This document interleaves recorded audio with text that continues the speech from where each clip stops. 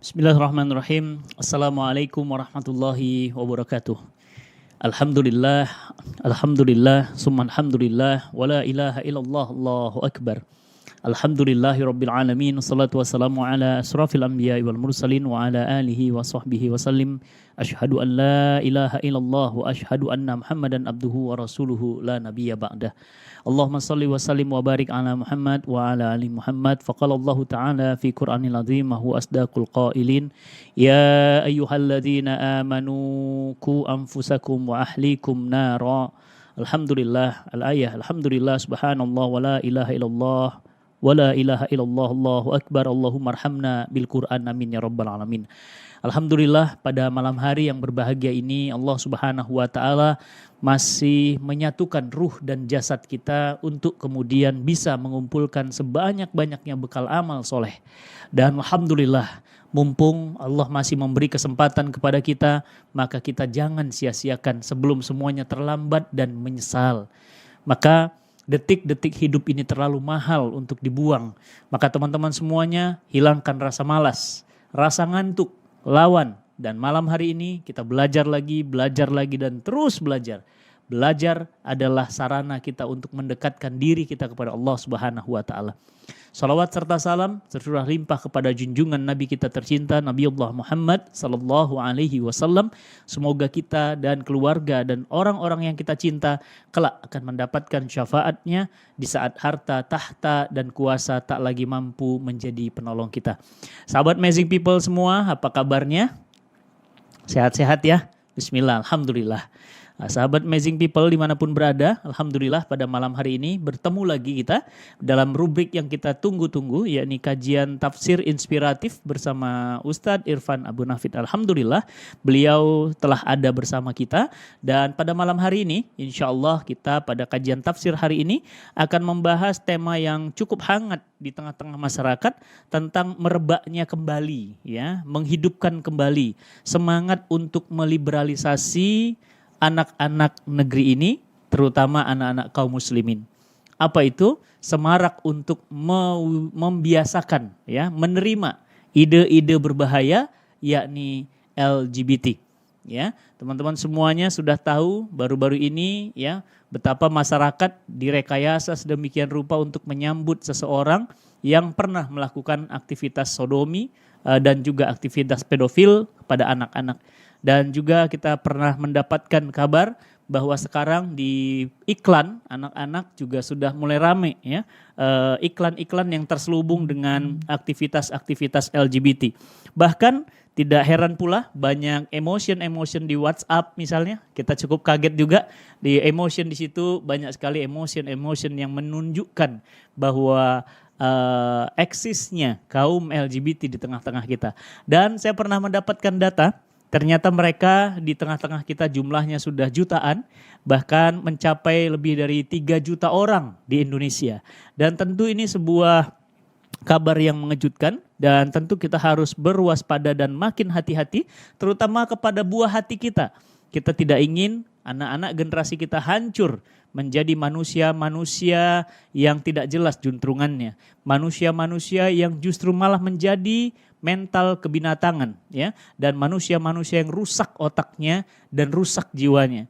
Maka teman-teman semuanya, maka mari sama-sama kita kaji tafsir inspiratif malam hari ini. Seperti apa Islam menjelaskan hakikat ini, bagaimana Islam menyelesaikannya, dan bagaimana Islam menuntaskannya sehingga kasus LGBT tidak akan pernah eksis lagi di muka bumi ini. Mereka padam sepadam-padamnya sehingga mereka tidak akan bisa pernah ada di muka bumi ini. Teman-teman semua yang dirahmati Allah, sebelum dimulai saya ingin teman-teman semuanya menyalakan tombol like-nya, ya. Ayo klik bagikan, ya. Bagikan sebanyak-banyaknya di grup-grup WhatsApp, grup-grup Telegram, grup-grup Facebook, sebarkan sebanyak-banyaknya. Jangan sungkan-sungkan, jangan pelit-pelit, jangan malas-malas. Sebagaimana mereka tidak pernah malas untuk menyebarkan ide-ide liberalismenya kepada kita. Teman-teman semua yang dirahmati Allah, dan kita juga mendengarkan kabar aktivitas ini juga cukup mengerikan, ya. Penyimpangan seksual ini cukup menakutkan, bahkan melanda sampai pasangan suami istri. Ada suami istri yang meminta untuk istrinya disetubuhi bagian anusnya misalnya. ini juga adalah sebuah perkara yang menyimpang. Tentu ini lahir dari sebuah pemikiran yang rusak, pemikiran yang gagal akan fitrah manusia. Betapa Islam menyuruh kita untuk menikah dan menyetubuhi istri tepat pada tempatnya, bukan pada tempat-tempat yang dilarang oleh agama. Oleh karena itu teman-teman semua yang dirahmati Allah, mari sama-sama kita klik tombol share dan jangan lupa subscribe akun ini, karena teman-teman semuanya ini tentu akan menambah subscriber, akan menambah lagi input semangat buat teman-teman di YouTube Cinta Quran TV dan Amazing People. Teman-teman semuanya, yuk selamat menyimak, siapkan pulpen dan kertasnya. Kita persilahkan kepada guru kita, Ustadz Irfan Abu Nafid, untuk menyampaikan materinya. Tafadhol Mas Quran, Ustadz.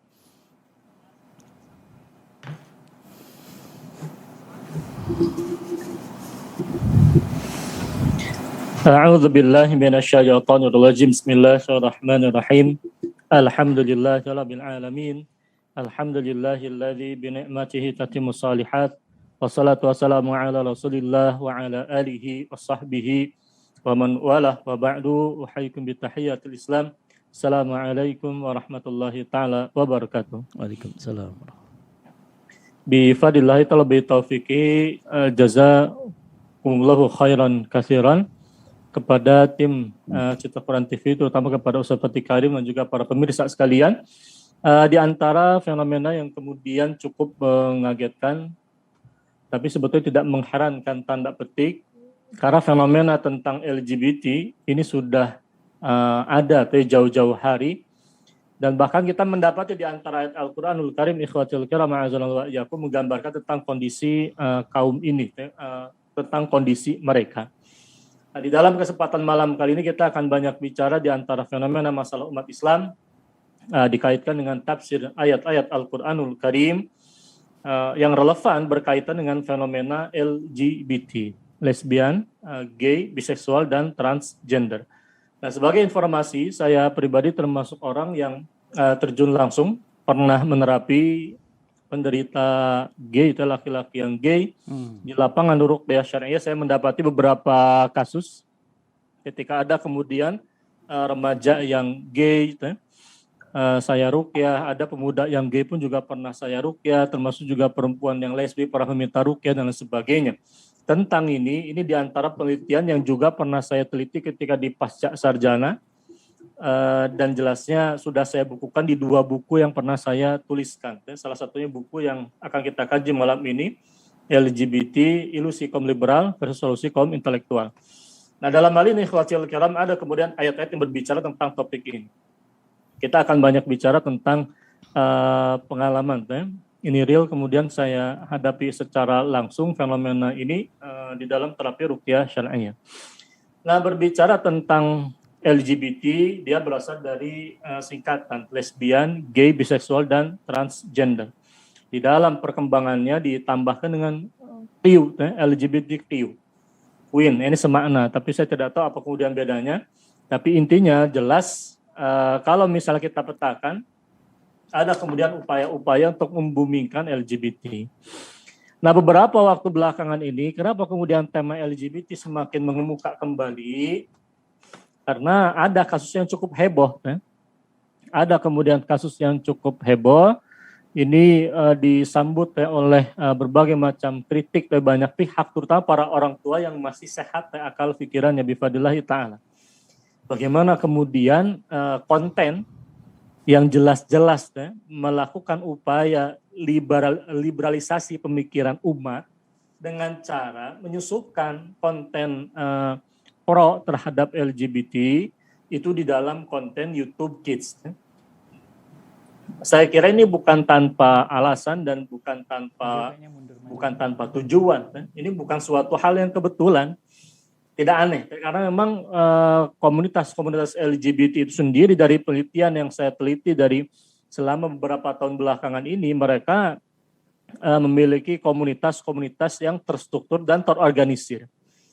Dari segi pendanaan pun juga mereka memiliki dukungan dana-dana yang kuat dari asing, baik di dalam maupun juga di luar negeri. Ketika berbicara tentang masalah konteks ini politik, mereka pun juga berjuang tanda petik dan mengupayakan agar LGBT dilegalkan oleh negara. Bahkan kita mendapati bukti-bukti yang barangkali mencengangkan itu akan kita lihat. Nah, tapi dalam hal ini ketika berbicara tentang LGBT, salah satu kata kunci yang paling kentara berbicara tentang gay, fenomena gay. Yang lainnya biseksual. Nah, model perbedaan antara gay dan biseksual ini kalau kita teliti, gay itu jelasnya menunjukkan laki-laki suka terhadap laki-laki. Kalau biseksual itu paling serakah. Laki-laki oke, perempuan pun juga jalan. Jadi, nah yang paling bahaya ini biasanya yang paling samar itu model biseksual ini. Kalau tipikalnya gay itu kalau saya perhatikan ada tipikal laki-laki, ada tipikal perempuan. Nah, karena memang secara fitrahnya Ustadz, bahkan kalau kita pikirkan itu, kalau kita perhatikan itu, kalau kita teliti, itu bahkan secara fitrah saja pada akhirnya para pasangan gay itu mereka menuntut salah satunya berperan sebagai pihak yang maskulin, yang lainnya feminim. Ya. Jadi pada akhirnya mereka pun juga harus mengakui pada prinsip ketika Allah Ta'ala berfirman, ketika Allah Ta'ala menggambarkan wa min ayatihi an khalaqalakum min anfusikum azwajan litaskunu ilaiha, bahwa Allah menciptakan manusia berpasang-pasangan. Ketika berbicara tentang pasangan menunjukkan dua jenis kelamin yang berbeda, itu namanya pasangan. Ada yang feminim, ada yang maskulin, laki-laki dan perempuan. Nah, di dalam praktiknya mereka sendiri menuntut kehadiran dua sifat ini. Itu menandakan prinsipnya mereka tidak bisa kemudian berpaling dari ini kecenderungan bahwa ada kemudian laki-laki yang feminim, laki-laki yang maskulin, perempuan ya feminim dalam hal ini. Nah, ini yang tidak bisa kemudian mereka akui. Padahal secara otomatis mereka mengkondisikan hal yang demikian ini. Ada laki-laki yang berperan seperti perempuan, ada laki-laki yang berperan seperti laki-laki pada umumnya, wal-a'yadzubillah. Nah, kalau misalnya kita flashback kepada sejarah, ini akan kemudian kita bahas lebih dahulu di dalam kajian tafsir, sebelum kita lihat sisi-sisi berbagai macam sisi-sisi lainnya. Bisa jadi kajian tentang ini akan kita bagi ke dalam beberapa sesi. Di dalam ayat suratul A'raf, ayat ke-80 sampai dengan 81. Silahkan dibuka mushafnya, suratul A'raf, ayat 80-81, siapkan catatannya. A'udzu billahi minasyaitonir rajim. Bismillahirrahmanirrahim. Walutan idh qala liqaumihi atatuna al-fahishata ma sabaqakum biha min ahadin minal alamin. Innakum latatuna ar-rijala syahwatan min dunin nisa bal antum qaumun musrifun. Walutan idh qala liqaumihi. Dan ingatlah tatkala Lut, yakni Nabi Lut alaihissalam. Idh qala liqaumi, tatkala ia berkata kepada kaumnya, atatuna al-fahishata. Apakah kalian mendatangi perbuatan keji? Maksudnya apakah kalian melakukan perbuatan yang sangat-sangat keji? Ma sabaqakum biha min ahadin. Yang tidak ada sebelumnya melakukan perbuatan al-fahisyah tadi dari satu individu pun dari alam semesta. Perhatikan.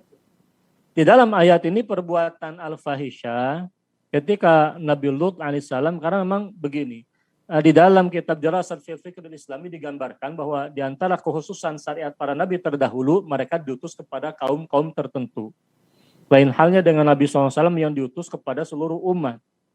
Tidak melihat Bani Israel, kaum ABC dan semua umat. Kafatalin nas itu baginda Allah. Adapun Nabi Lut alaihissalam diutus khusus kepada kaum yang kemudian dijuluki dengan kaum Lut. Dia merupakan kaum di wilayah kota Sodom sehingga muncul istilah Sodomi. Nah, di mana di kota Sodom tersebut di wilayah Jordania timur, kalau tidak salah kalau kita lihat petanya itu di wilayah kota Sodom itu terkenal di sana gambaran tentang penduduknya yang baru pertama kali dalam sejarah kehidupan alam semesta, saya katakan alam semesta bukan kehidupan manusia. Karena Allah mengatakan dalam ayat ini, ma sabaqakum biha. Tidak ada kemudian yang mendahului kalian dengan perbuatan keji tadi. Dari satu individu pun tidak ada dari alam semesta. Kalimatnya bukan min qaumin, bukan dari suatu kaum, atau bukan min insanin, dari satu individu manusia, tapi min ahadin minal alamina. Dari satu jenis individu pun dari alam semesta. Ketika diungkapkan min ahadin dalam ayat ini, lafal min tadi dalam ayat ini min ahadin, dari satu individu, min di sini menunjukkan makna taukid, penegasan. Karena dia lebih kepada min harfu zaidah, huruf min tambahan. Allah menyisipkan tambahan huruf min pada lafal ahadin, maknanya bukan sebagian individu. Kenapa? Karena lafal min di sana ditujukan kepada ahadin yang jelas sudah menunjukkan satu individu itu sendiri, tidak bisa dibagi-bagi. Ini mengisyaratkan bahwa lafal min dalam frasa min ahadin adalah penegasan dari Allah, bahkan tidak ada sesungguhnya satu individu pun minal alamin, dari alam semesta. Tidak alamul jinni, tidak apalagi alamul malaikati, tidak alamul hayawanati. Tidak ada binatang yang kemudian menyukai lawan sesama jenisnya. Bahkan yang namanya domba Garut misalnya, mereka tahu mana domba jantan, mana domba betina. Domba jantan tahu mana domba yang cantik. Domba betina tahu mana domba yang ganteng. Mereka tidak salah kawin itu. Padahal perasaan wajahnya mirip-mirip semua, kan begitu. Kenapa? Nah, karena tadi Allah katakan memang tidak ada kemudian dari bangsa binatang sekalipun yang menyukai sesama jenis. Bahkan seekor singa saja dengan garangnya mereka bisa berkelahi kemudian memperebutkan betina. Kenapa? Karena itu sesuai dengan fitrahnya mereka. Maka ketika ada manusia kemudian mendatangi sesama jenis, ini kan sesuatu yang menjijikan dan aneh. Makanya Allah menggambarkan dalam ayat ini melalui perkataan Nabi Lut alaihissalam, at-ta'tunal fahisyata. Ini ada huruf hamzah, ada a, ta'tuna. Apakah kalian melakukan perbuatan al-fahisyah? Ini merupakan kalimat tanya yang maksudnya pengingkaran. Jadi Nabi Lut itu sangat-sangat mengingkari perbuatan kaumnya yang melakukan al-fahisyah. Yang di dalam ilmu balaghah ini menunjukkan bentuk istifham inkari. Orang nanya, tapi maksudnya mengingkari itu sendiri. Tidak layak kemudian dilakukan. Kenapa? Karena yang mereka lakukan al-fahisyah. Perhatikan lafal al-fahisyata. Di dalam ilmu bahasa Arab, ini bahasa yang luar biasa, mengajarkan kepada kita lafal al-fahish ditambah dengan huruf ta marbutah, al-fahisyata, itu menunjukkan perbuatan yang sangat-sangat keji. Kenapa? Karena dalam ilmu sharaf huruf ta tadi merupakan ta mubalaghah, makna super. Artinya super menjijikkan. Ketika suatu perbuatan maksiat, tidak semua perbuatan dosa itu dikatakan fahisyah. Apa yang disebut dengan fahisyah? Perbuatan yang keji dan kotor. Zina, fahisyah. Gay, fahisyah. Karena perbuatan-perbuatan demikian ini kan perbuatan yang menjijikkan. Wal'iyadzubillah. Maka digambarkan ata'tunal fahisyata ma sabaqakum biha min ahadin minal alamina. Ketika Allah menyifati, apakah kalian mendatangi, apakah melakukan perbuatan yang sangat-sangat keji, menjijikkan ini. Tidak pernah ada kemudian dari satu individu pun dari alam semesta yang mendahului kalian dengannya. Ini menandakan bahwa kaum Lut inilah kaum yang pertama kali dalam sejarah alam semesta melakukan perbuatan liwat laki-laki mendatangi laki-laki lainnya. Wal'iyadzubillah. Maka dia diistilahkan dengan apa? Perbuatan liwat, perbuatan kaum Lut. Nah bahkan di dalam ayat ini kalimat al-fahisyah ini membantah kemudian, bahkan ada ini Ustadz, jadi seorang profesor di salah satu kampus itu, seorang dosen perempuan, profesor perempuan, itu dia berani mengatakan, mengatasnamakan Islam recognize LGBT. Jadi Islam itu mengakomodir atau tidak melarang, atau bahasanya apa loh, membenarkan atau mengakui. Islam itu mengakui, kata dia, LGBT. Nah, kalau misalnya kita berpikir lebih cerdas, jadi dalam bahasa Al-Quran ini, itu terbantahkan bagaimana kemudian Al-Quran digambarkan oleh Allah di dalam ayat-ayat yang agung yang mencela perbuatan gay ini sebagai perbuatan al-fahisyah, lalu dikatakan Islam mengakui adanya LGBT, mengakui dalam arti membenarkan LGBT, membenarkan penyimpangan seksual ini. Tidak mungkin, logika dari mana begitu modelnya? Bahkan saya kira seorang anak MT saja bisa memahami ayat ini menjadi dalil keharuman perbuatan gay. Itu bagaimana mungkin kemudian dikatakan Islam mengakomodir itu wal'iyadzubillah. Itu merupakan penyesatan yang luar biasa. Bahkan dalam ayatnya Allah gambarkan, kita belajar begini, menggunakan ilmu alat balaghah Arabiyah. Innakum, Innakum lata'tunar rijala syahwatan min duni nisa.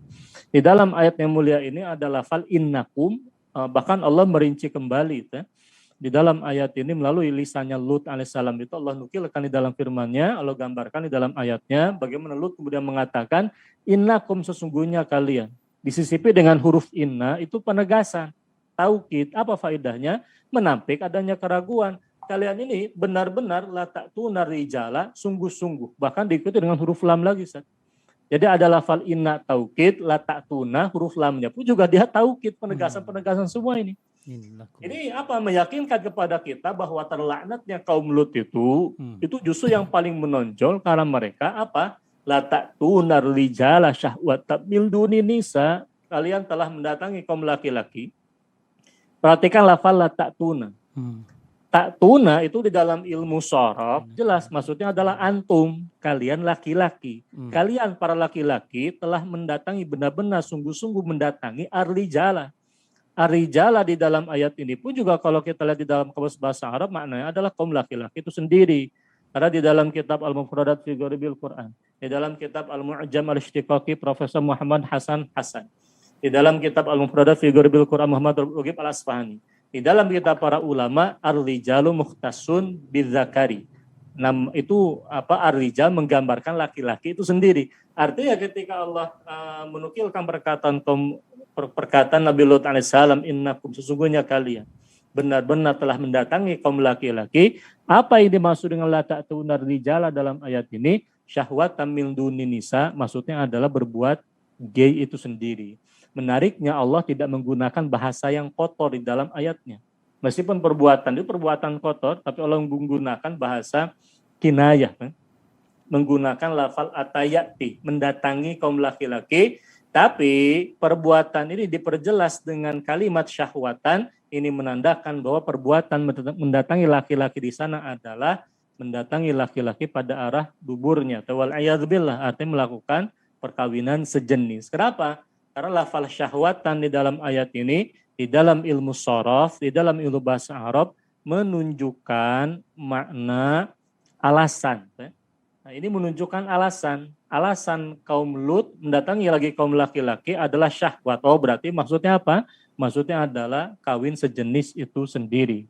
Karena lafal syahwatan di dalam ilmu sorof, dia termasuk maf'ul li ajlihi. Menunjukkan alasan. Maka dia dibaca syahwatan, bukan syahwatin, bukan syahwatun. La ta'tuna rijala syahwatan, sesungguhnya kalian telah mendatangi laki-laki dengan motif syahwat. Min duni nisa, selain kepada wanita. Jadi kaum wanita ditinggalkan, mereka malah mendatangi kaum laki-laki. Maka Nabi Lut itu mengatakan bal antum kaum musrifun. Bahkan kalian ini kaum yang melampaui batas. Nah, kalau melampaui batas artinya ada batas-batas agama, batas-batas kemanusiaan yang telah mereka langgar.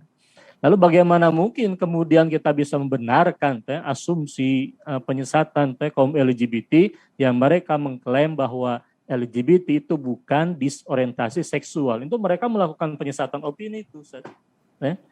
Nah, padahal ayat ini mengatakan bal antum, kalian kaum laki-laki itu kaumun musrifun, yang melampaui batas. Kenapa? Karena ada sesuatu yang dilanggar, baik aturan Allah maupun juga bahkan fitrah manusia itu sendiri. Nah, bahkan di dalam ayat yang bahkan di dalam banyak kemudian gambaran-gambaran tentang kaum Lut itu, ini di dalam hadis baginda Rasulullah SAW misalnya.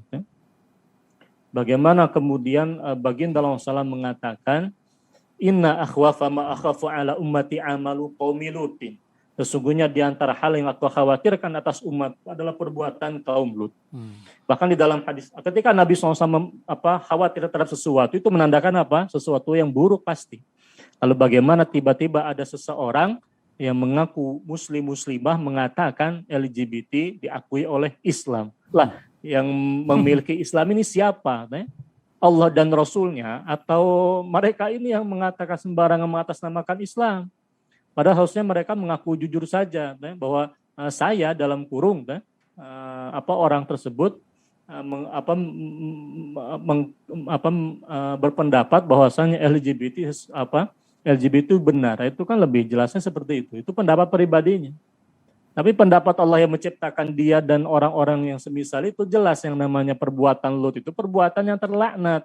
Maka di dalam hadis SAW riwayat Ibnu Hibban At-Tirmidzi dikatakan la yanzurullahu ila rajulin atau rajulan aw imra'atan fi duburiha. Nah ini tadi apa yang antum sebutkan itu disebutkan dalam hadis kita dalil keharumannya. Allah tidak akan melihat. Apa yang dimaksud dengan Allah tidak akan melihat? Nah, di dalam penjelasan para ulama mu'tabar ini merupakan kinayah kiasan dari Allah memurkai. Bahwasanya Allah tidak akan melihat, Allah memurkai laki-laki yang mendatangi laki-laki atau laki-laki yang mendatangi perempuan pada duburnya. Ini menjadi mengkonfirmasi dalil tegas keharuman melakukan kawin sejenis atau melakukan seks anal. Wal'iyadzubillah. Perhatikan, para suami tidak boleh kemudian melakukan perbuatan kotor, mendatangi istri, bahkan istri sekalipun itu tidak boleh kemudian disetubuhi dari arah duburnya. Wal'iyadzubillah, ini perbuatan dosa. Wal'iyadzubillah. La'anallahu man amila amala qaumi Lutin. Bahkan di dalam hadis riwayat Ahmad digambarkan la'anallahu, Allah melaknat. Siapa? Man amila amala qaumi Lutin. Orang yang melakukan perbuatan kaum Lut, la'anallahu man amila qaumi Lutin, la'anallahu man amila amala qaumi Lutin. Bahkan diulang 3 kali. Yang di dalam ilmu bahasa Arab faedahnya penegasan. Al-Mustafa SAW ikhwatil kiram menegaskan betapa terlaknatnya perbuatan kaum Lut itu mendatangi kaum laki-laki lagi, bahkan diulang sebanyak 3 kali. Antum mau buka kitab-kitab para ulama jelas. Di dalam kitab-kitab para ulama yang kitabnya tersebar tengah-tengah kitab, bahkan saya punya PDF dan sebagainya, mereka bahkan menulis kitab khusus namanya Zammul Liwat. Siapa? Al-Imam Muhammad Al-Ajuri Al-Baghdadi. Ada kitab khusus namanya Zammul Liwat, tercelanya perbuatan liwat. Wal'iyadzubillah. Bahkan di dalam Kitabul Kabair Al-Zahabi, dia termasuk dosa besar itu. Nah ini bagaimana mungkin kemudian bisa diakomodir, kan? Nanti kita lihat fakta-faktanya. Nah, kenyataannya yang namanya LGBT itu kalau misalnya kita tafsir ayat dulu, sebelum kita buka lebih jauh fakta-faktanya, apa yang kemudian terjadi kepada kaum Lut itu? Nasibnya tragis akibat perbuatan mereka sendiri. Sudah didatangi oleh seorang nabi dan rasul, mereka tetap bebal wal'iyadzubillah dengan perbuatannya. Maka Allah gambarkan, falamma jaa amruna ja'alna 'aliyaha safilaha. Maka tatkala datang azab kami, kata Allah Ta'ala, kami jadikan negeri kaum Lut itu yang di atas berada di bawah, dibalikan. Jadi kalau seandainya orang bisa membawa kue misalnya, kue itu dia tak bawa ke atas lalu dibalikan, dilempar ke bawah. Wa amtarna, itu sama seperti kemudian di dalam ayatnya wal mu'tafikati ahwa. Di mana Imam Mujahid menafsirkan wal mu'tafikati ahwa itu ya tadi malaikat yang diperintahkan oleh Allah untuk mengazab kaum Lut itu, sehingga saya malaikat Jibril. Nanti kita lihat di dalam penafsiran itu yang jelas malaikat membawa negeri kaum Lut itu kemudian dibanting, dibawa ke atas, kemudian dibanting ke muka bumi, hancur. Wal'iyadzubillah. Bahkan di dalam ayat ini digambarkan wa amtarana 'alaiha hijaratan min sijilin mandud, dan kami hujani mereka dengan batu dari tanah yang terbakar bertubi-tubi. Ini merupakan hal yang layak karena memang mereka melakukan sangat-sangat keji dan berbahaya. Bahkan ini bisa menjadi kemudian sebab kerusakan. Nah, kalau misalnya kita lihat pemetaan, sebelum nanti kita bahas sisi-sisi lainnya, saya pernah mengisi pengajian ini dicoret-coret. Saya beberapa kali mengisi kajian bedah buku tentang LGBT, bedah buku ini di banyak tempat, baik offline maupun juga online. Nah, ada di salah satu kajian online itu ketika saya mengisi pengajian, itu malah ada yang mencoret-coret beberapa kali. Ini tidak fair. Bahkan ketika saya menunjukkan ini, karena memang banyak promosi-promosi mereka. Ini dalam antum kita lihat peta-petanya. Ini agar kita lebih waspada. Dari sisi peta sosial, ini kita mendapati ada film kartun apa ini? Antum sudah tahu. Satu sosok ini tidak normal. Dan saya seringkali mengingatkan ini tidak layak kemudian diperlihatkan kepada anak laki-laki. Kenapa? Karena sosok ini sosok banci. Di dalam Islam itu tidak boleh. Di dalam Islam baginda Rasulullah SAW sudah menggambarkan laknat bagi siapa? Al-mutarajjilati minan nisa, kaum perempuan yang mutarajjilah, yang ke laki-lakian. au mukhannatsati minar rijal, atau kaum perempuan yang laki-lakian. Jadi tidak boleh kemudian seorang laki-laki menyerupai perempuan. Apa yang dimaksud dengan tidak boleh menyerupai tadi? Mencakup gaya berpakaian, gaya bicara, gaya lukuk, gaya bergerak misalnya, bicara, berbicara, berpakaian itu termasuk ke dalam larangan menyerupai lawan jenis. Itu disebutkan oleh para ulama dalam kitab-kitab mereka. Kalau di dunia barat sana kan ini sudah digembor-gemborkan, bahkan dilegalkan pernikahan sejenis itu. Pernikahan sejenis itu sudah betul-betul dilegalkan. Bahkan pernah ada yang curhat, Ustaz. Jadi tanggal 27 Oktober 2018 itu ada yang minta ruqyah. Dia curhat begini, saya isi dari suami yang ingin diruqyah. Jadi isinya yang curhat kepada saya. Suami saya sudah hampir 3 bulan ini punya perasaan pada sesama jenis. Dan perasaan itu, suka itu katanya datang begitu saja. Karena pun sudah melakukan semua hal yang diperintahkan Allah, puasa, sholat sunnah itu bisa sembuh. Tapi belum ada perubahan signifikan. Bagaimana Pak, kapan suami saya bisa diruqyah? Ini curhat-curhat yang kemudian saya temukan dari orang-orang yang menderita LGBT dan mereka menderita. Jadi tidak ada kemudian kebahagiaan, kehidupan yang normal. Wal'iyadzubillah. Nah, mengerikannya ikhwatil kiram, termasuk ketika saya mengisi di salah satu forum kajian online itu, ada kemudian curhat juga di antara peserta kajian yang mengaku telah melakukan praktik liwat, dia malah menikah. Yang ada malah jadi darar ini, istrinya, dia tidak bisa kemudian melakukan hubungan suami istri dengan istrinya. Jadi dia mantan pelaku praktik liwat. Harusnya dihukum mati, bukan nikah itu. Ini malah nikah telat ya. Dia malah kemudian menikahi wanita dan zalim kepada istrinya, karena dari pengakuan istrinya pun juga dia tidak bisa melakukan hubungan seksual. Tidak normal itu. Karena dia memang penyakit wajib disembuhkan. Nah, ini mereka bahkan punya yang namanya Pride Month. Ya. Jadi memang mereka melakukan upaya-upaya secara hukum, secara sosial, secara politik, dari berbagai macam segi mereka melakukan upaya-upaya proyek-proyek, ya, baik secara nasional maupun juga internasional untuk menggolkan LGBT supaya bisa diakui sebagai jenis kelamin yang ketiga. Antum bayangkan, kalau seandainya ini dilegalkan secara internasional, ya, ketika tidak ada kemudian sesama khilafah yang bisa menjegalnya. Karena kalau kita lihat juga lembaga-lembaga internasional itu secara umum mereka malah mengakomodir hak asasi manusia bagi penyimpangan seksual ini. Aneh, wal'iyadzubillah. Bahkan disokong oleh mereka itu sendiri. Saya punya bukti-buktinya. Wal'iyadzubillah. Kita tidak bisa berharap kepada lembaga-lembaga sekuler internasional itu. Yang jelas-jelas mereka berada di antara garda terdepan, menyuburkan penyakit ini yang harusnya disembuhkan, dicegah supaya umat manusia selamat, ini malah disesatkan. Wal'iyadzubillah. Bahkan ada kemudian upaya-upaya hukum itu. Wal'iyadzubillah. Mereka tampil di muka publik, mereka berani tampil di muka publik dan sebagainya. Apa kemudian akibatnya? Ini di Cianjur. Ini di Cianjur ini kasusnya. Bahkan saya pernah berbicara langsung dengan orang pemerintah daerah setempat yang kemudian secara aktif melakukan aktivitas mengkantar atau mengobati para penderita LGBT ini. Nah, dari data yang kemudian kita dapatkan, faktanya bahkan di Cianjur saja, Ustaz, itu dari tahun 2016 sampai dengan 2017 itu jumlah LSL temuan itu ada sekitar 3.452 Januari sampai dengan Januari dari mulai ini ya, total temuan dari tahun 2016 sampai dengan 2018 itu ada 3.452 ya. Nah, jumlah ini menyumbang angka terbesar termasuk penyumbang angka dari segi persentase ya, cukup besar jumlahnya sekitar 45% untuk penderita HIV/AIDS itu sendiri ya.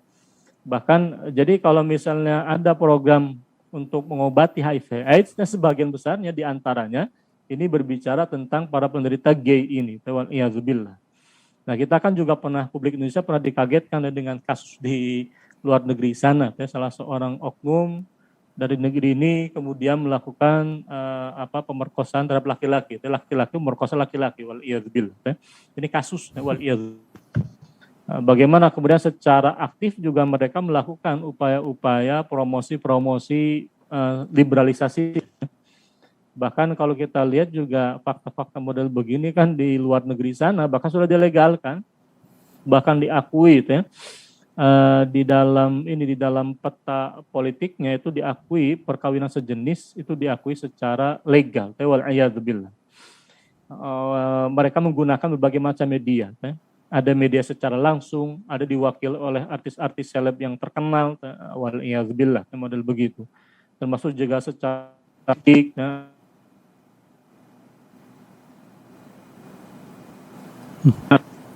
Sinyal. Nah, termasuk juga kedutaan besar AS ini di Jakarta itu pernah mereka saya temukan sendiri, saya baca sendiri. Mereka mengaku prihatin dengan laporan tentang ketentuan anti LGBT yang dimasukkan dalam hukum syariah Aceh. Lah, apa urusan mereka kemudian mengurusi masalah hukum syariah? Nah, kenapa? Karena mereka memang prinsipnya mendukung. Amerika itu mereka mendukung legitimasi atas LGBT. Makanya Mahkamah Agung Amerika Serikat itu kan mengetuk palu beberapa tahun yang lalu itu perkawinan sejenis bisa dilegalkan. Itu bahaya itu waliyadzubillah. Bagaimana kemudian bisa merusak tatanan keluarga? Karena kalau misalnya dilegalkan, termasuk juga dengan adanya upaya-upaya agar definisi keluarga dirombak misalnya, itu pun juga diantara upaya mereka. Jadi bahkan mereka menolak definisi keluarga itu ayah laki-laki, ibu perempuan, anak-anak. Karena mereka menginginkan ya ayah itu bisa laki-laki, ibu pun juga bisa laki-laki. Model begitu dikatakan oleh mereka sebagai keluarga. Anak mereka adopsi. Nah, antum bisa bayangkan ketika anak kemudian lahir dari laki-laki dan laki-laki pasangan laki-laki, kira-kira ini akan apa yang terjadi? Lahir pula generasi LGBT berikutnya. Itu yang mereka lakukan secara aktif sampai detik ini. Kalau seandainya umat Islam diam, kemudian apa yang terjadi? Wal'iyadzubillah. Ini apalagi ketika kita dihadapkan kepada tantangan model pernyataan seperti ini. Nah, lebih mengerikan lagi kemudian ada orang mengaku Islam recognize homosexuality. Islam mengakui homoseksual lah, mengakui bagaimana? Mau mereka menggunakan banyak ayat ABCD itu tidak ada kemudian ayat Al-Quran yang bisa mereka bajak untuk membenarkan LGBT itu sendiri. Ini banyak lah. Bahkan secara masif pun juga, Ustadz, ini kalau misalnya website dakwah itu diblokir, website dakwah diblokir dan sebagainya. Ini kalau antum ketik ini di negeri ini masih ada model ini website ini. Ini website jadulnya. Sekarang sudah diperbaharui lagi. Setahu saya sudah diperbaharui lagi. Ini termasuk komunitas pendukung LGBT. Websitenya bisa diakses secara mudah oleh anak kecil, remaja, dewasa. Karena mereka memang secara kelembagaan ini mereka sudah yang namanya LGBT di Indonesia itu sudah ada, diperkasai dengan adanya Gaya Nusantara semenjak tahun 1987. Jadi mereka melakukan berbagai macam acara-acara dan sebagainya. Ini tercatat di dalam data-data itu. Bahkan sebelum tahun 87 sudah ada Lambada tahun 82. Komunitas-komunitas kecilnya pun juga ada. Bahkan kalau kita lihat di dunia internasional ada namanya ILGA. Nah ini website ILGA. International Lesbian, Gay, Bisexual, Trans and Intersex Association. ILGA ini bisa antum bayangkan berdiri sejak tahun 78, memayungi 1.100 organisasi anggota yang tersebar di 6 kawasan, Pan-Afrika, Asia, Eropa, Amerika Latin, Karibian, wal'iyadzubillah. Itu ada sekitar 1.100 organisasi. Kira-kira kalau kita hitung berapa itu jumlah anggota di bawah ini, berapa juga organisasi yang tidak terdaftar, dan berapa jumlah kemudian penderita LGBT ini di seluruh dunia, wal'iyadzubillah. Kalau kaum lu sendiri mudah bagi Allah menghancurkan mereka karena sebab kemaksiatan ini. Kalau seandainya bukan rahmat Allah, negeri ini, dunia ini sudah hancur sebetulnya. Ikhwatul kiram, wal'iyadzubillah. Ini kan mengisyaratkan apa? Pentingnya kemudian upaya-upaya edukasi. Lah, mereka sendiri menyebarkan majalah. Saat ini majalahnya. Majalah dari mana? Majalah dari Arus Pelangi. Ini saya download dari website mereka. Bisa di-download bahkan itu. Ini penyebaran opini mereka ini. Website mereka bisa kita akses secara mudah. Wal'iyadzubillah. Bahkan mereka pun juga berhasil mengadakan perlombaan ini, Mister dan Miss Gaya Dewata tahun 2012 itu. Ini cukup menghebohkan pula di Denpasar itu beberapa tahun yang lalu. Wal'iyadzubillah. Nah ini terjadi itu model begini. Wal'iyadzubillah. Nah, ini bahaya, jelas bahaya ideologis. Nah, dalam hal ini ikhwatul kiram ma'azanal wa iyyakum, termasuk juga kalau kita perhatikan tentang HIV AIDS misalnya. Nah, ketika Allah Ta'ala berfirman, "Zaharul fasadu fil barri wal bahri bima kasabat aydin nas," telah nampak kerusakan di daratan di lautan oleh sebab tangan-tangan manusia. Di antara sebab kerusakan disebabkan oleh manusia adalah munculnya kemudian penyakit-penyakit semisal HIV AIDS akibat kemungkaran yang mereka lakukan. Nah, kenyataannya bahkan diakui. Di dalam laporan The Fenway Institute itu mereka kemudian mengakui sexually transmitted infection, penularan melalui aktivitas hubungan seksual itu, termasuk juga diantaranya HIV AIDS, adalah major cancer in some LGBT groups.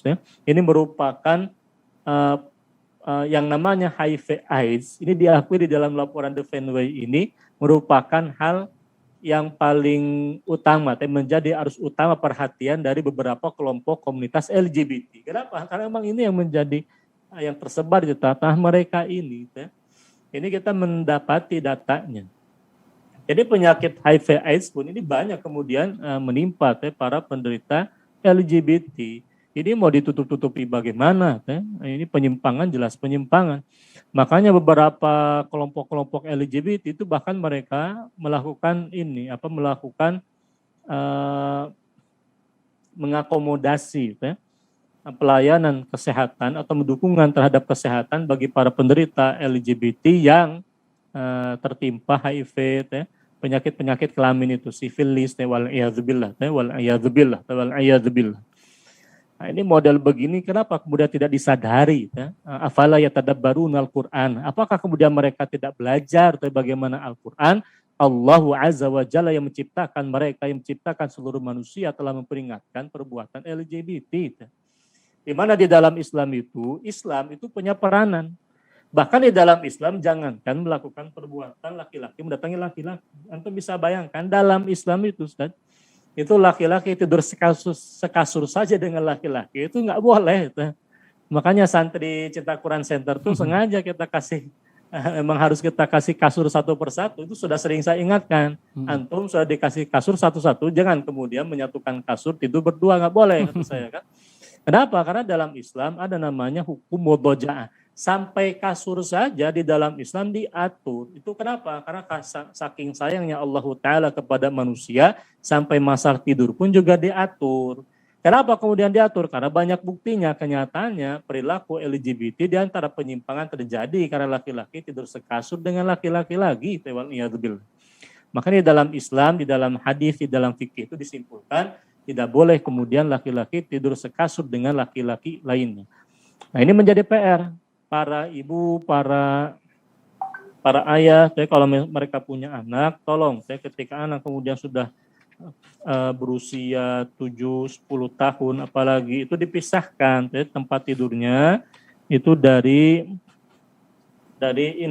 orang tuanya. Sebagaimana mereka pun juga dipisahkan tempat tidurnya. Anak laki-laki jangan kemudian disatukan dengan anak laki-laki lagi dalam satu kasur, apalagi kalau kemudian lain jenis.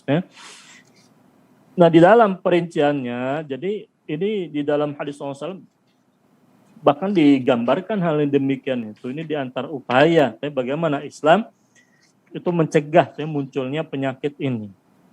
Nah, tidak boleh kemudian diabaikan karena memang perkara ini termasuk perkara yang bisa dikatakan kalau diabaikan ini cukup berbahaya. Makanya di dalam Islam itu, di dalam hadis riwayat Al-Hakim dikatakan, idza balagha auladukum sab'a sirina. Jika putra-putra kalian, jika anak-anak kalian mencapai usia 7 tahun, fafarriqu baina furushihim, maka pisahkan di antara kasur-kasur mereka.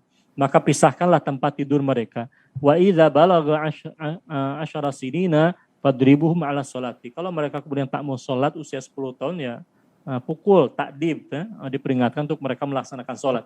Tapi kalimat tadi ketika usia 7 tahun, fafarriqu baina furushihim. Pisahkan tempat tidurnya. Nah, ini di antara upaya Islam preventif pencegahan.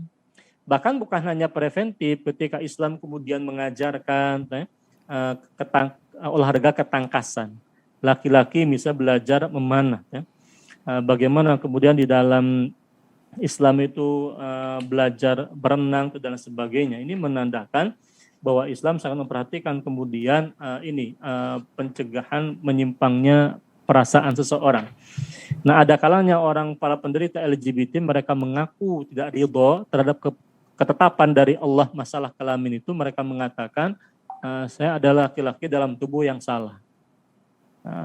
Dia perempuan tapi dia merasa laki-laki, ini bahaya. Model begitu menandakan apa? Orang tidak mau menerima qada dari Allah Ta'ala. Lah, siapa yang bisa memilih?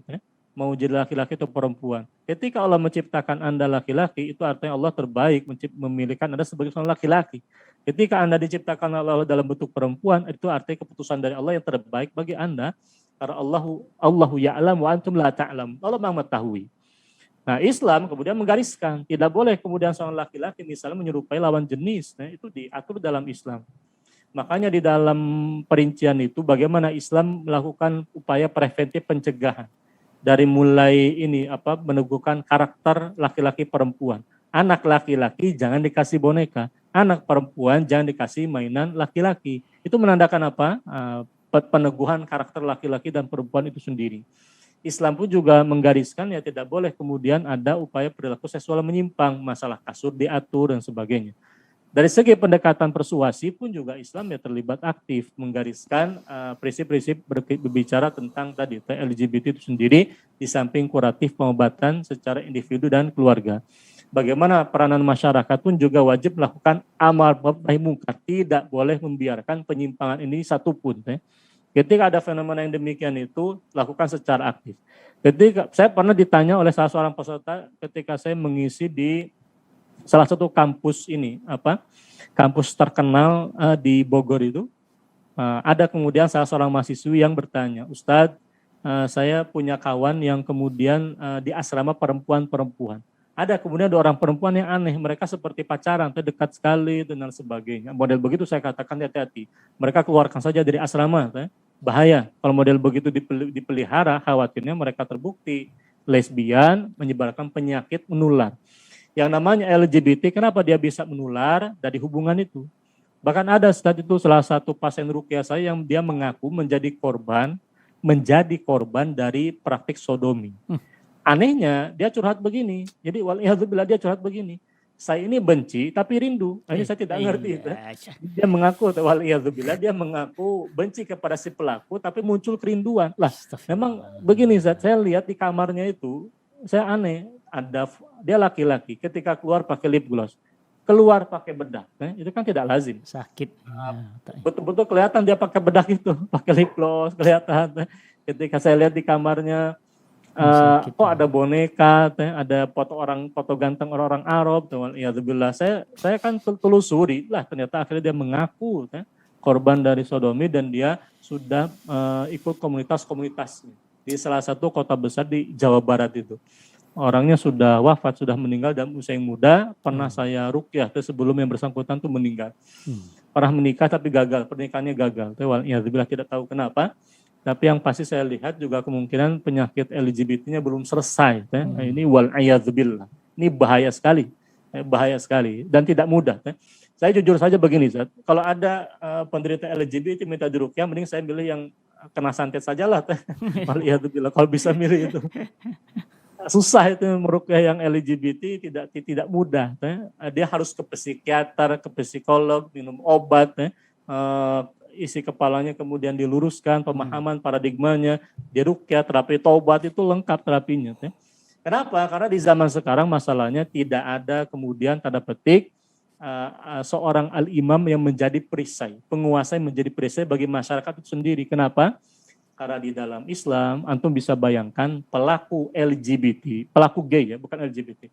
Pelaku gay itu di dalam Islam hukumannya dihukum mati, jelas. Karena baginda Rasulullah SAW mengatakan, sebelum kita diskusi ya, man wajadtumuhu ya'malu amala qaumulutin faqtulul fa'ila wal maf'ula bihi. Siapa di antara kalian yang mendapati pelaku perbuatan kaum Lut, hukum mati subjek dan objeknya.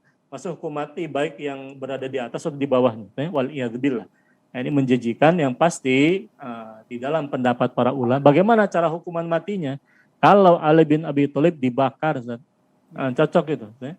Kalau Ibnu Abbas memandang hukuman matinya, jadi semua sahabat sepakat berdasarkan dalil as-sunnah, pelaku LGBT hukum mati. Caranya ada perbedaan pendapat. Ibnu Abbas yunzoru ila a'la bina'in fil qaryati.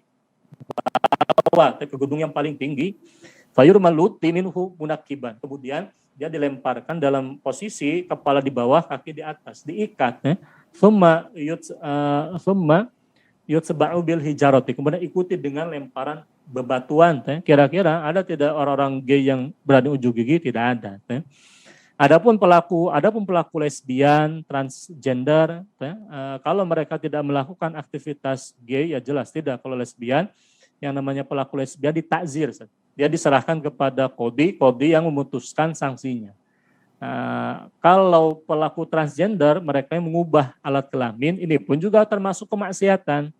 Kenapa? Karena di dalam Islam, antum bisa bayangkan, jangankan orang mengubah kelamin, mengubah alis saja itu dipandang sebagai perbuatan apa? Terlaknat. Tidak boleh kemudian orang mengubah ciptaan dari Allah. Sudah dikasih alis yang cakep, alis yang cantik, malah digunduli. Jadinya aneh. Kayak boneka kebakar sebelah. Waliyadzubillah. Jadi yang repot sendiri dia. Itu terlaknat. Jadi min babil aula, kalau seandainya katakanlah mentato, meminta dicabut alis, memperbaiki ini tadi, membuat tato, diminta ditato, meminta dicabut alis, itu dikatakan dilaknat oleh Allah Ta'ala, karena termasuk orang yang al-mughayyirati khalqallah, mengubah ciptaan Allah Ta'ala, apalagi mengubah alat kelamin. Nah, di dalam Islam, jangankan mengubah alat kelamin, menyerupai pakaian saja itu sudah perbuatan yang terlarang. La'ana Rasulullah SAW ar-rajul yalbasu libsatal mar'ati wal mar'atu talbasu libsatar rajuli.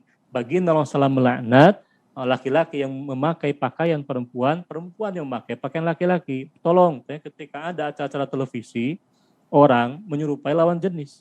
Laki-laki jadi banci. Model begitu, itu perbuatan haram itu. Kalau di dalam sistem pemerintahan Islam, di dalam khilafah, itu dihukum, itu model begitu ditakzir. Bukan dikasih panggung. Kenapa? Karena itu maksiat dosa dan jelasnya bahaya. Dilihat anak kecil, jadi pola. Terakhir, antum bisa lihat bagaimana kemudian kita mendapati fenomena seperti ini.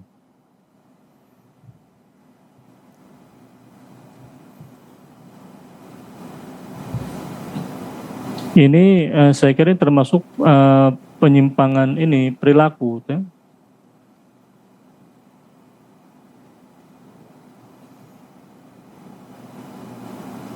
Itu termasuk diantara gambaran penyimpangan perilaku itu sendiri. Ketika nggak bisa hidup ya Zat videonya. Kenapa Zat? Videonya nggak bisa nyala tadi. Ada sedikit ini, sebentar. Ini sebagai pelajaran saja. Sebetulnya saya sendiri tidak suka menampilkan ini, tapi ini penting sebagai edukasi. Betapa tontonan apa yang ditonton oleh anak-anak itu mempengaruhi kepribadian mereka. Ini kita mendapati fenomena, kemudian orang malah merasa bangga.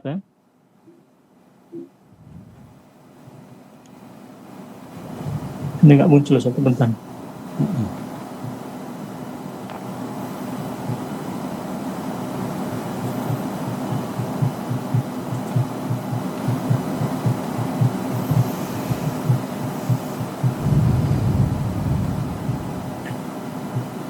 Ini mohon maaf, ada satu kendala, tapi intinya dia menggambarkan bagaimana kemudian anak kecil itu bergaya.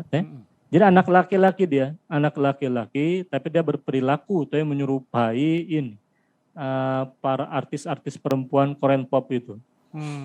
Para artis-artis Korean pop itu. Gaya-gaya perempuan, antum bayangkan anak laki-laki. Jadi ini kan penyimpangan, jelas penyimpangan perilaku, tidak bisa kemudian dianggap sebagai hal yang sepele. Apalagi ketika kita memandang yang namanya gay itu, dia tidak turun dari langit begitu saja. Jadi penyakit itu dia penyakit yang kemudian disuburkan dengan perilaku yang menyimpang, dengan paradigma pemikiran yang salah, dengan perilaku menyimpang yang dituruti. tidur sekasur dengan laki-laki, kemudian mereka menggosok-gosokkan bisa wal'iyadzubillah, kemudian melakukan hubungan itu wal'iyadzubillah. Nah, model begitu kan memang ada kemudian jembatan-jembatannya, tidak kemudian datang dengan sendirinya, di mana Islam telah mencegah perilaku itu dari semenjak dini. Anak laki-laki 7 tahun bahkan sudah diajarkan pisahkan kasurnya. Kalau anak laki-laki saja demikian, apalagi orang dewasa. Alam bisa karam ini sebagai pengantar gambaran kajian tafsirnya.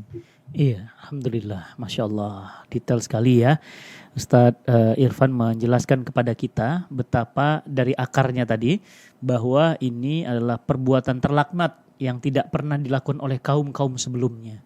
Ya, bahkan ini dikatakan fahisyah ya, jadi kemaksiatan atau perbuatan yang menjijikkan ya, perbuatan yang sangat tidak pantas, perbuatan yang sangat memuakkan ya. Bagaimana bisa teman-teman semuanya, Allah sudah memberikan pasangan ya, laki-laki perempuan ya, maaf ya, ada mur ada bautnya begitu ya.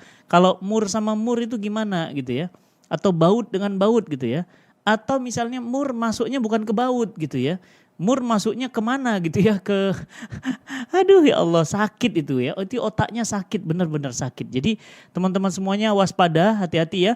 Saya ketika di Australia ya, itu sekarang yang terakhir saya ke sana itu 2020 ya. Australia sekarang sudah legal LGBT, bahkan menjadi kurikulum wajib, Ustadz. Jadi semua sekolah wajib mengajarkan. Jadi termasuk juga anak-anak muslim di sana resah, Ustadz. Jadi saudara-saudara kita yang sekolah di sana resah karena mereka nggak boleh membenci. Karena kalau mereka membenci, nanti mereka akan kena hukuman negara. Karena warga negara LGBT ini adalah warga negara yang sangat dimuliakan, dihormati gitu. Bahkan ada satu jalan di sana itu, ya, saya lupa apa namanya, street besar di sana. Itu kalau sepanjang jalan ya kayak Jalan Ahmad Yani kalau Bogor gitu ya, atau Jalan Sudirman kalau Jakarta, itu sepanjang jalan itu jual apa namanya, kehidupan laki-laki dengan laki-laki, perempuan dengan perempuan, atau saling silang, itu biasa. Jadi ketika saya lewat itu nggak usah heran kalau kita udah mendingan tutup mata aja, karena kanan kiri kita itu mereka biasa aja gitu pakai celana dalam, laki-laki dengan laki-laki jalan telanjang bebas biasa begitu. Jadi luar biasa ya, betapa mengerikan sekali peradaban manusia yang mulia dan dimuliakan oleh Allah ternyata menjadi peradaban binatang ya, menjadi peradaban yang lebih hina bahkan dari binatang ya. Ulaika kal an'am kata Allah, balhum adol ya, mereka lebih hina dari binatang ternak, bahkan lebih hina dari binatang ternak ya. Jadi teman-teman semua yang dirahmati Allah, mengerikan sekali ya. Strategi mereka ini sekarang bahkan sudah masuk ke jenis-jenis hiburan, Ustaz ya. Makanya kalau bencong itu supaya dianggap lucu, Ustaz. Jadi kalau bencong itu lucu kan, sehingga kita bisa toleran terhadap bencong gitu ya. Ustaz, ini juga bingung ya, kalau misalnya kita nyolatkan laki-laki itu kan Allahumma firlahu gitu ya. Kalau perempuan Allahumma firlaha gitu ya.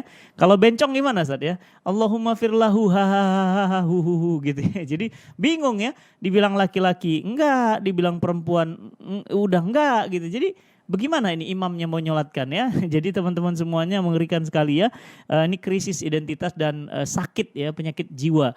Dan apa yang Ustadz Irfan tadi dapatkan, curhat itu mirip, Ustadz. Jamaah saya juga ada yang curhat seperti itu. Suami istri normal, sudah punya 2 anak. Ternyata pacar suaminya itu adalah laki-laki lagi.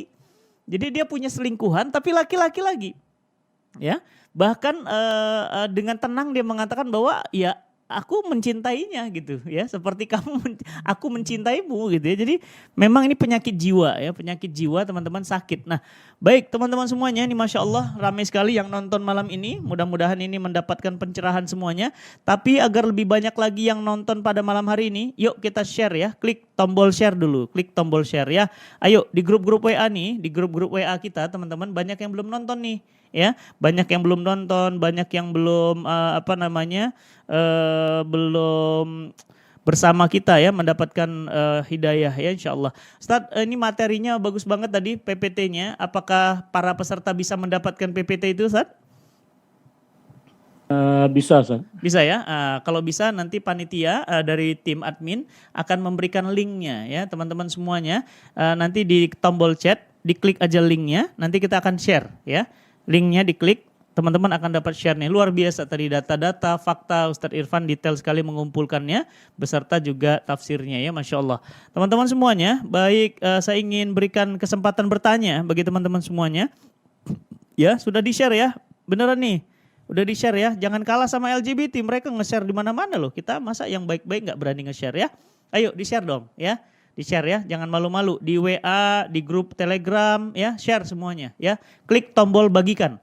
Tapi sebelum itu teman-teman semuanya sambil menunggu pertanyaan yang masuk, saya mengajak antum semuanya untuk membesarkan kampanye dakwah Islam dengan kita bersama-sama wakaf untuk studio Cinta Quran. Ya, insya Allah kita akan sama-sama memiliki saham kebaikan di sini dan menghantarkan hidayah ke seluruh penjuru dunia.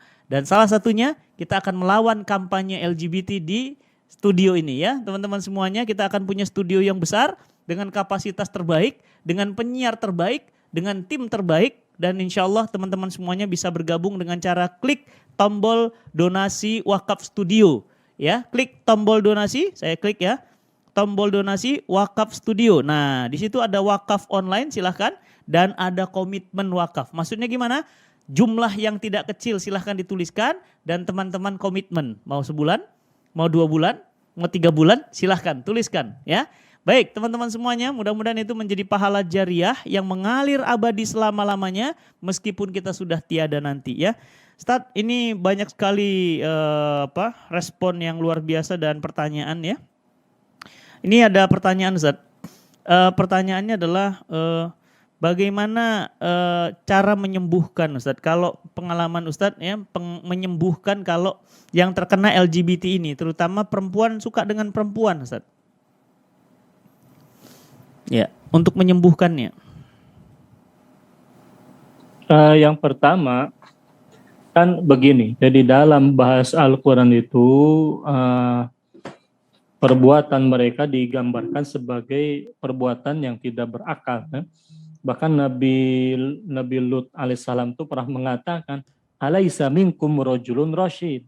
Adakah di antara kalian laki-laki yang berakal sehat? Kenapa? Karena memang ini menunjukkan adanya penyimpangan. Penyimpangan apa? Termasuk penyimpangan paradigma. Maka yang pertama perlu diluruskan itu, ajak mereka berpikir lebih rasional.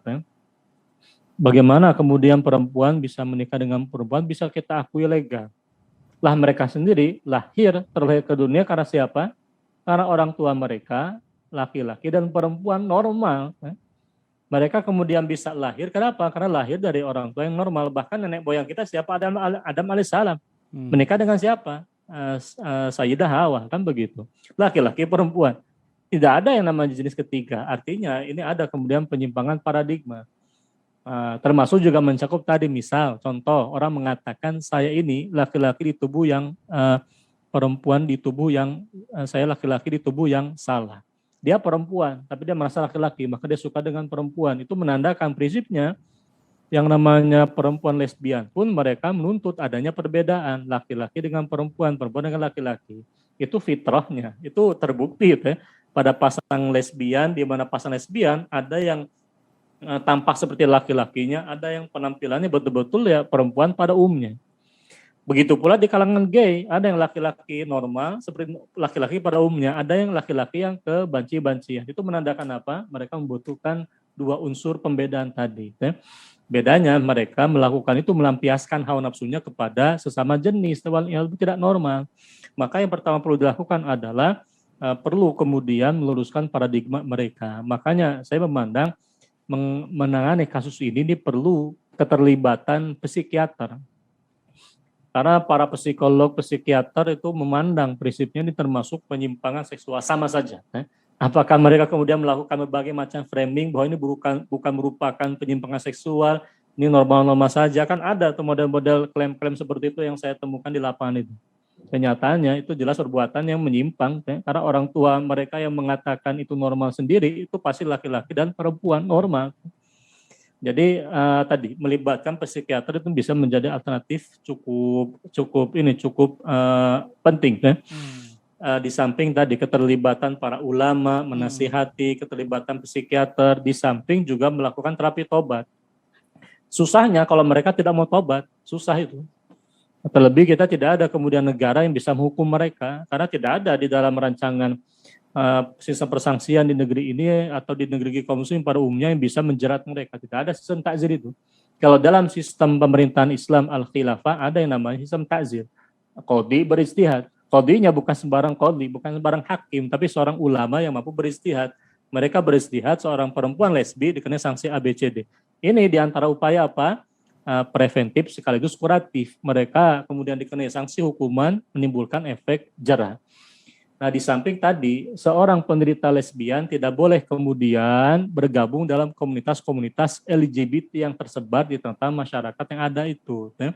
Jadi dicegah akses-aksesnya supaya mereka tidak kemudian semakin subur ya, penyakit lesbianismenya mereka wujudkan. Wal'iyadzubillah. Di dalam Islam prinsipnya jelas yang namanya penyakit lesbianisme ini suatu penyakit itu sendiri, wallahu alam bishawab. Jadi intinya tadilah poin paling pentingnya itu. Karena nanti dalam perinciannya ada penyesuaian sesuai dengan kasus per kasusnya. Yang pasti ini butuh proses dan juga membutuhkan keinginan yang kuat dari para penderita sendiri, mau tidak. Mau tidak. Kalau tidak mau ya susah, mereka akan tenggelam di dalam kemaksiatan tadi. Wal'iyadzubillah. Di mana di dalam fikih Islam itu, nah mereka pun juga wajib difahamkan. Di dalam kitab misal Al-Mawsu' al-Fiqhiyah dikatakan antaf alal mar'atu bil mar'ati misla surati ma yaf'alu bihar rajuli. Jadi ma yaf'alu bihar rajulu. Ya tadi itu perbuatan dosa, jelas yang namanya lesbianisme, itu perbuatan dosa besar juga, dan mereka wajib kemudian bertobat darinya. Melengkapi tobatnya dengan sistem tadi, dengan kemudian dikenai sanksi takzir di dalam Islam. Tapi yang paling penting tadi, yang paling utama dia lakukan kemudian perbaiki paradigma, jauhi komunitas-komunitas yang bisa menyuburkan penyakit lesbianisme. Yang ketiga bisa datang kepada psikiater, diluruskan paradigmanya, melakukan terapi tobat, banyak istighfar, melakukan sholat malam, misalnya sholat fardu diperhatikan betul, meminta kepada Allah Ta'ala, banyak berdoa, insya Allah dia akan normal kembali, di samping melakukan ruqyah secara mandiri. Wallahu alam bisawab. Teman-teman semuanya jelas ya, sebenarnya bisa disembuhkan ya, dan bisa mendatangi psikiater atau juga mendatangi ulama ya untuk diluruskan lagi cara berpikirnya ya, dibenahi lagi ya, fitrahnya, istilahnya masuk bengkel ya Ustadz ya, masuk bengkel untuk ditata ulang ya. Kalau komputer itu didefrag ya. Nah Ustadz ini juga ada yang menyatakan Ustadz, bagaimana kalau nggak sembuh-sembuh dan kemudian meninggal dunia dalam keadaan LGBT ini, aduh ya Allah, gimana ya Ustadz ya, kasihan gitu. Gimana ya kira-kira? Kalau statusnya ya tadi kalau Ustadz Fatih misalnya sempat menyinggung, kira-kira mereka kalau mati sholatnya apakah didoakan Allah maghfir lahu ya, di dalam Islam jelas mereka tidak diakui, tanda petik. Tidak ada kemudian jenis kelamin ketiga. Iya. Pada saat yang sama mereka mengupayakan ada jenis kelamin yang ketiga. Bahkan kita harus sadar dan mereka melakukan upaya-upaya yang cukup masif menginisiasi munculnya opini di tengah-tengah masyarakat, baik secara liberalisasi budaya supaya orang menganggap mereka normal. Tadi ada kemudian jenis kelamin yang ketiga. Di berbagai macam platform media ini pun juga perlu dievaluasi. Nah, di dalam kenyataannya jelas di dalam Islam tidak ada yang namanya jenis kelamin yang ketiga, laki-laki atau perempuan. Makanya di dalam kitab ini, saya ini ada kendala untuk share ini ya, tadi ada sedikit masalah sepertinya. Di dalam kitabnya Hasyiah kitab dari Tuhfatul Muhtaz itu, Imam Asy'arwani mengatakan walau tasawwara rajulu bi suratil mar'ati au aksuhu falan naqdha fil aula wa yantaqidul wudu'u fi thaniyatil qat'i bi annal aina lam yanqalib wa inna mahtala'at wa in naman khala'at min suratin ila suratin. Jadi kalau ada seorang laki-laki mengubah bentuknya kepada bentuk perempuan atau sebaliknya, maka kalau ada laki-laki yang menyentuhnya pada kasus pertama, laki-laki jadi perempuan, tidak batal wudunya menurut Syafi'i. Kenapa? Karena status kelamin tidak berubah. Jadi kalau saya sering mencontohkan kepada para santri begini, Ustaz. Kalau misalnya antum di bus ketemu sama orang kenalan dengan seorang perempuan mengaku namanya Jonita. Oh, nama saya sekarang Jonita. Kalau kemarin sih masih Joni. Nah, ini kan orang jadi bingung. Iya. Sekarang Jonita, kemarin Joni. Lah, siapa? Maksudnya apa? Oh, ternyata pelaku transgender. Apakah kemudian batal wudunya karena bersentuhan tangan? Ini jelas tidak batal dari segi fikih ini ya, fikih wudunya. Betul. Tidak batal karena status dia di dalam kitab fikih Syafi'iyah tetap dipandang sebagai laki-laki. Jadi pelaku transgender itu meskipun yang bawahnya sudah diubah menjadi kelamin perempuan, laki-laki jadi perempuan tetap saja dimakamkannya. Kalau dia mengaku muslim dan masih ingin diakui sebagai muslim itu, ya dimakamkan dalam keadaan laki-laki. Ya. Jadi dimakamkan dalam keadaan ya laki-laki karena perubahan kelamin itu hanya perubahan secara fisik saja, tapi status kelamin tidak pernah berubah. Bahkan kalau misal kita katakan dia tidak punya rahim itu tidak punya kelenjar payudara karena dia laki-laki. Sedangkan yang namanya perempuan jelas dia punya rahim, punya kelenjar payudara, jelas asli perempuan. Laki-laki tidak demikian. Jadi status kelamin tidak pernah berubah. Bahkan dalam kasus penyakit sebagai contoh yang ini modelnya khunsa itu, jadi kelamin ganda. Iya.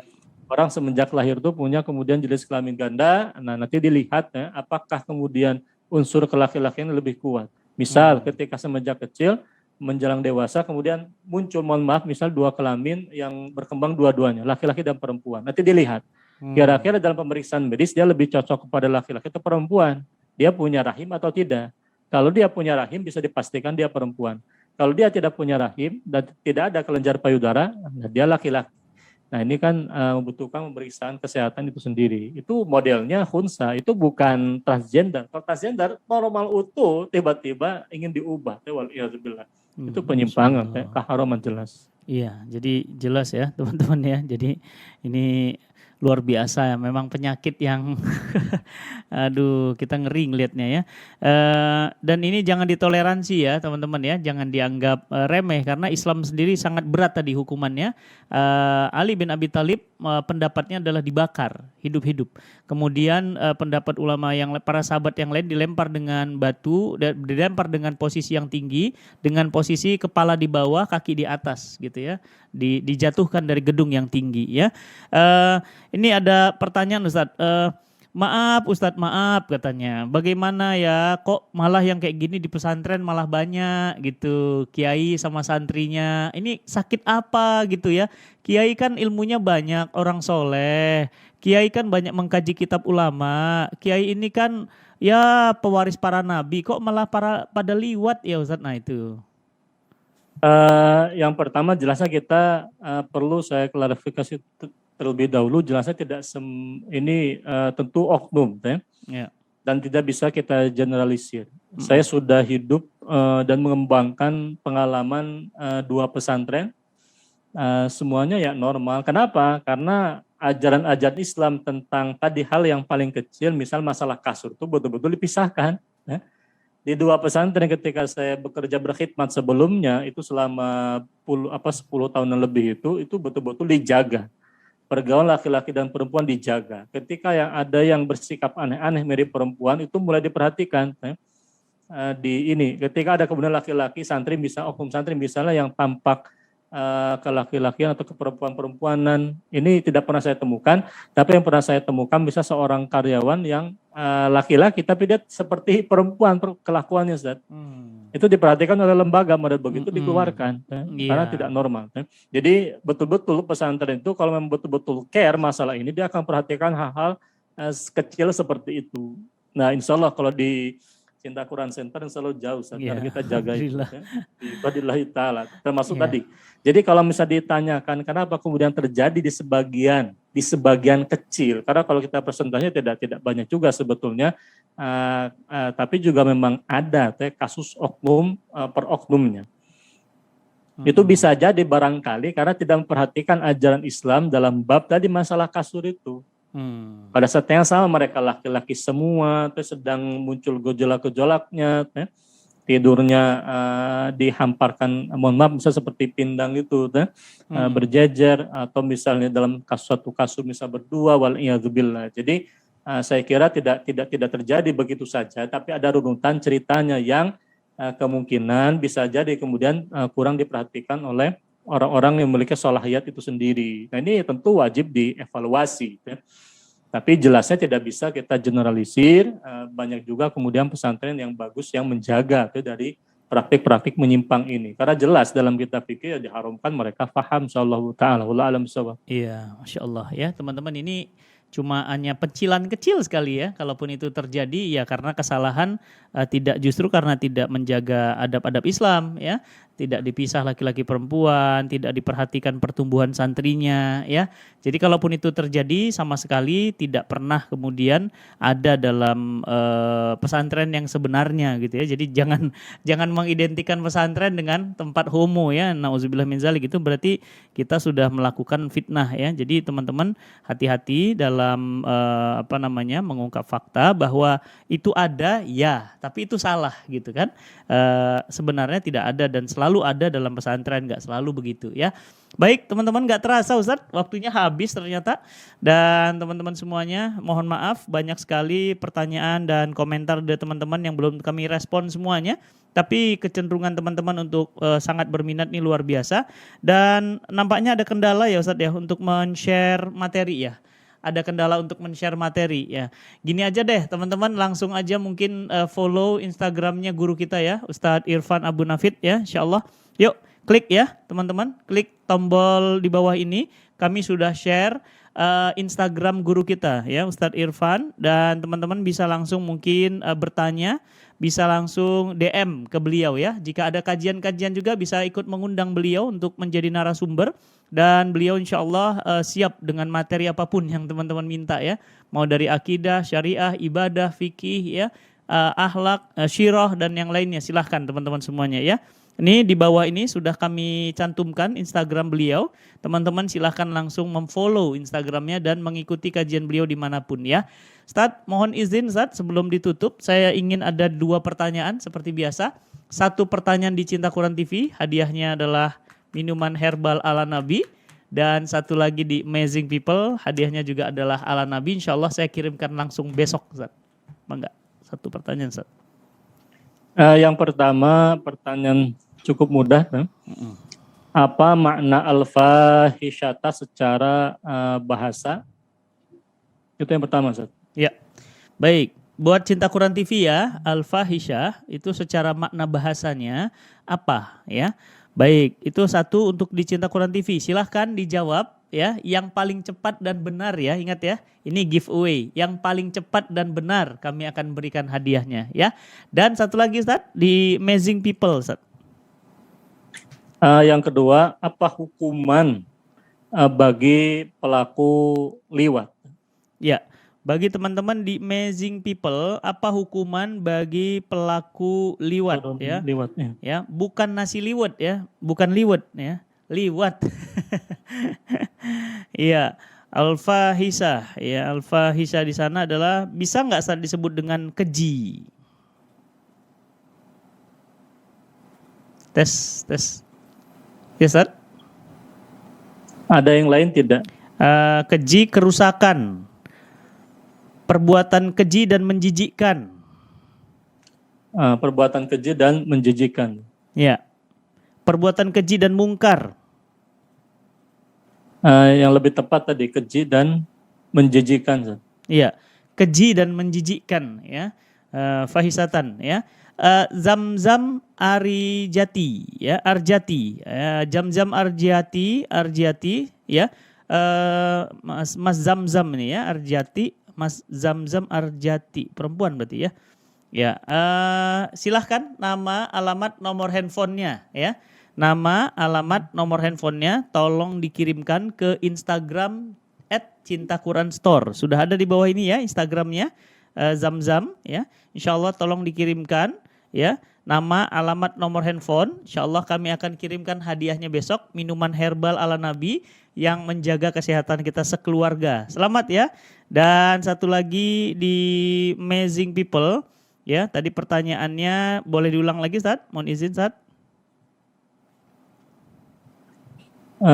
Tadi apa hukuman bagi pelaku gay itu pelaku liwat? Ya, apa hukumannya bagi pelaku gay atau liwat ini? Apa hukumannya? Ya, baik. Ini sudah rame yang menjawab. Ada dibakar, ada dihukum mati, ada dibunuh, ada hukuman mati dibunuh. Mana yang boleh kita pilih, Ustaz? Hukuman mati dengan cara dibakar. Kalau hukuman mati ya pasti dibunuh. Jadi hukuman mati dijatuhkan dari bangunan yang tinggi atau dilempar itu. Dilempar dari tempat tinggi dengan posisi terbalik. Kata kuncinya tadi Ustaz, hukuman mati. Hukuman mati. Oke, kalau hukuman mati sudah betul itu yang paling ini. kalau hukuman mati udah paling pas ya. Hukuman mati berarti ini jawabannya dari Siti Muslihah. Ya, Siti Muslihah menjawab hukuman mati, ya, hukuman mati bagi pelaku LGBT ini ya, Masya Allah ya. Baik teman-teman semuanya, hadiah ini kita berikan kepada Mbak Siti Muslihah, nama, alamat, nomor handphone, tolong dikirim ya Mbak Siti, nama, alamat, nomor handphone, dikirim ke Instagram @cintaquranstore ya, silahkan ya, dikirim, insya Allah besok kami akan kirimkan minuman herbal ala nabinya ya. Selamat ya, bagi teman-teman semuanya yang belum kebagian, bisa mendapatkannya di Instagram @alanabi_id atau teman-teman bisa ketik aja ya di Instagram Alanabi, banyak banget ya agen-agen resellernya. Teman-teman mau jadi agen resellernya? Mau? Oke dong, wah bisnisnya paling enak nih, barangnya mudah dijual, modalnya nggak besar ya, dan ini untuk kesehatan pasti dibutuhkan setiap orang. Teman-teman semuanya, kami membuka kesempatan agen dan reseller. Caranya bagaimana? Teman-teman semuanya silahkan kunjungi Instagram @alanabi_id sekarang, link di bawah ini @alanabi_id, DM ya, adminnya akan membantu teman-teman untuk menjadi agen dan reseller ya. Mudah-mudahan bisnisnya berkah. Kita semua mengucapkan terima kasih kepada guru kita Ustaz Irfan atas bimbingannya kepada kita dengan kesabarannya. Mudah-mudahan ini menjadi keberkahan buat beliau dan kita semuanya. Jazakallah khairan Ustaz. Mudah-mudahan ini menjadi amal jariah yang menghantarkan pahala mengalir abadi selama-lamanya untuk Ustaz dan keluarga. Ustaz, alhamdulillah malam hari ini kita sudah mendengarkan dan memahami betapa Islam ingin sekali agar kita kembali pada fitrah. Laki-laki pasangannya ya perempuan dengan cara menikah, memiliki keturunan ya, yang normal-normal aja lah ya. Jangan yang stres-stres, yang gila-gila dan cenderung ke binatang ya. Oleh karena itu teman-teman semuanya, yuk sama-sama kita kembali kepada kehidupan Islam dan berjuang untuk mewujudkan Indonesia cinta Quran. Saya mohon pamit, mohon undur diri. Semoga Allah Subhanahu wa taala mempertemukan lagi kita besok hari. Mudah-mudahan malam ini bukan malam terakhir bagi kita semuanya. Terima kasih teman-teman semuanya. Jazakumullah khairan. Kita tutup dengan istighfar, hamdalah dan doa akhir majelis. Astaghfirullahaladzim. Subhanakallahumma wa bihamdika asyhadu an la ilaha illa anta astaghfiruka wa atubu ilaik. Walafu minkum. Assalamualaikum warahmatullahi wabarakatuh.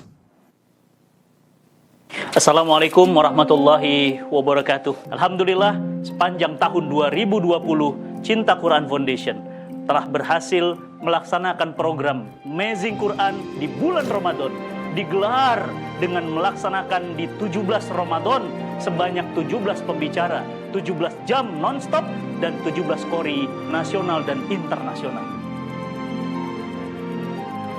Meski suasana pandemi di sepanjang tahun 2020, namun Cinta Quran Foundation tetap melaksanakan event kebanggaan kita bersama, Amazing Muharram 9, dengan platform online yang dihadiri oleh 99 pembicara nasional dan internasional. Selama 9 jam, selama 9 hari, yang dicatat oleh rekor muri sebagai rekor muri dunia dengan pengisi kajian terbanyak dan kajian terpanjang. Masya Allah. Alhamdulillah. Tidak cukup itu, bahkan Cinta Quran TV sepanjang tahun 2020 menyajikan tayangan-tayangan inspiratif, ditonton oleh lebih dari 24 juta viewers dan 671.000 subscriber dengan 315 konten dipersembahkan untuk umat. Tidak berhenti hanya di situ. Lebih dari 600 kajian digelar oleh kajian perkantoran dan kajian muslimah di masa pandemi dengan platform digital.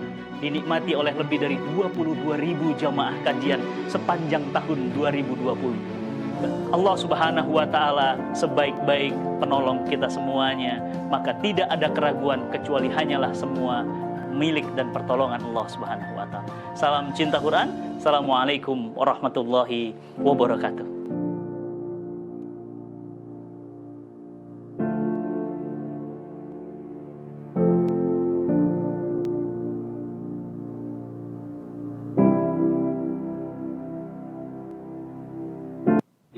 Make pakai aja.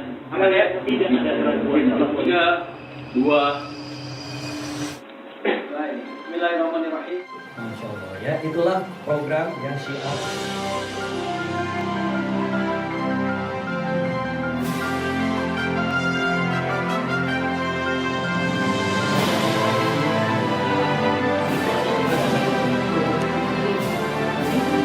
Kalau dia yang kendalin kita kalah berarti.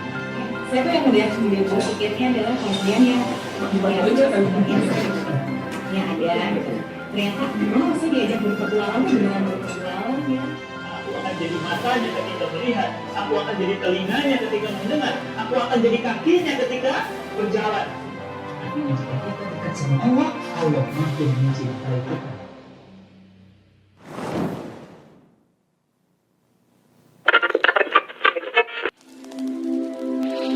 Apakah Anda tahu, di antara jutaan pahlawan Quran yang memberikan donasi untuk dakwah Quran melalui kami, ada 2 orang yang sampai hari ini selalu berdonasi rutin. Setiap hari, selalu. Nominalnya? Ya, ini memang bukan tentang jumlah, tapi kedekatan hati kita akan perjuangan dakwah demi terantarnya hidayah ke seluruh wilayah Indonesia. Bahwa perkara berbagi bukan tentang banyaknya digit dalam rekening kita.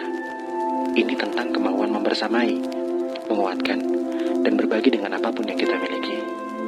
Teruntuk sahabat kami, Kak Riza, Mbak Devi, yang mungkin telah melihat video ini, terima kasih telah menginspirasi kami semua.